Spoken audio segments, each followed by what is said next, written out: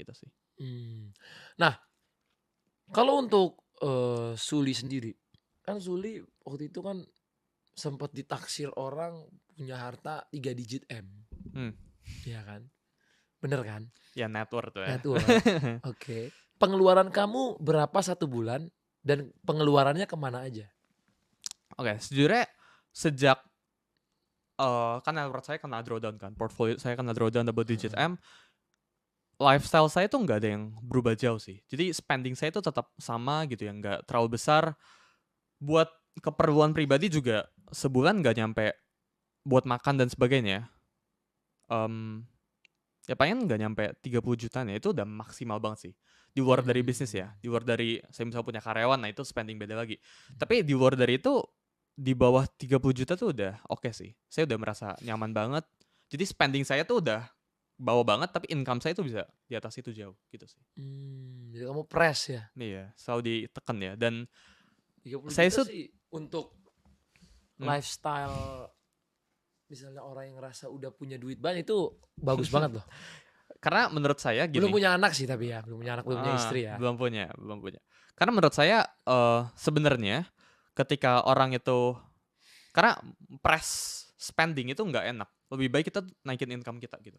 Jadi Mhm, daripada orang tuh suka misal punya gaji 10 juta, mhm, expense mereka atau pengeluaran mereka itu mhm. 7 juta.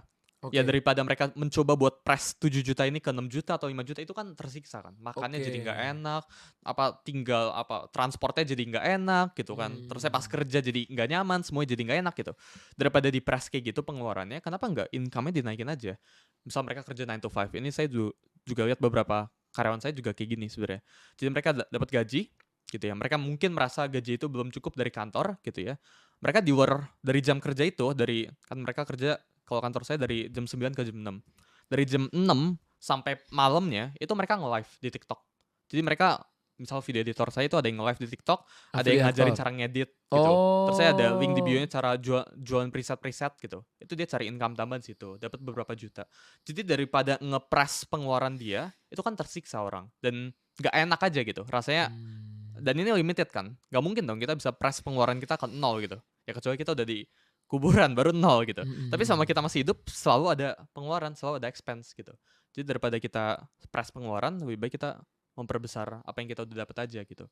Ya Mmm, dengan bekerja lebih giat di kantor gitu ya, biar dapat prinsip saya itu kalau misalnya kita jadi karyawan, kita harus buat diri kita itu irreplaceable, nggak bisa digantikan sama perusahaannya. Sampai kalau misal kita keluar dari perusahaannya, perusahaan ini bisa gawat tanpa kita. Nah harus sampai kayak gitu, kalau misalnya saya jadi karyawan. Jadi, karena dengan kondisi kayak gitu, gaji kita pasti tinggi. Dan orang-orang iya kan sering bener, komplain kan, "Oh gajinya rendah." Ya karena orang itu gampang banget digantikan.